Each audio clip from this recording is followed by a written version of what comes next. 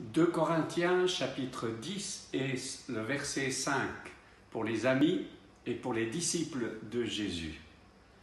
Nous renversons les raisonnements et toute hauteur qui s'élève contre la connaissance de Dieu et nous amenons toute pensée captive à l'obéissance de Christ.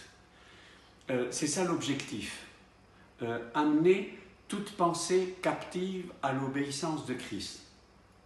Et alors là, sur ce texte, on peut vite tomber dans une ornière à cause de ce qu'on a entendu, ou quelquefois d'une interprétation tellement personnelle qui nous met dans cette ornière et nous empêche de sortir. On l'a entendu et on n'arrive plus voir, on n'arrive plus lire et on n'arrive plus écouter le texte. Nous amener toute pensée captive à l'obéissance de Christ. Souvent ce texte est pris pour nous-mêmes.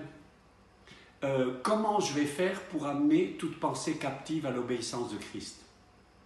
Et la question, c'est, on doit revenir au texte et nous rendre compte qu'il ne s'agit pas de nous.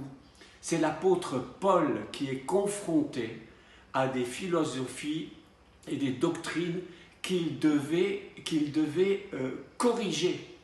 Ce texte, c'est un texte de combat spirituel sur le fait que l'apôtre Paul, avec la vérité de Dieu, a amené des personnes à se soumettre à la révélation de qui est le vrai Dieu.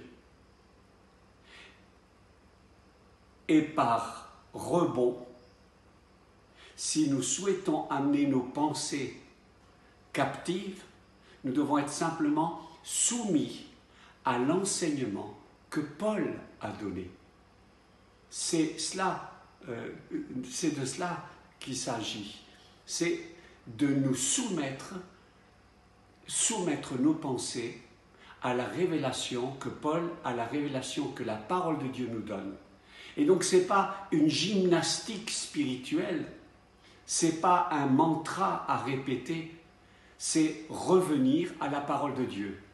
On y revient. Revenir à la lecture de la parole de Dieu. Revenir à nous soumettre à ce que Dieu dit. Dieu est amour, Dieu est bon et Dieu est juste. Sois béni.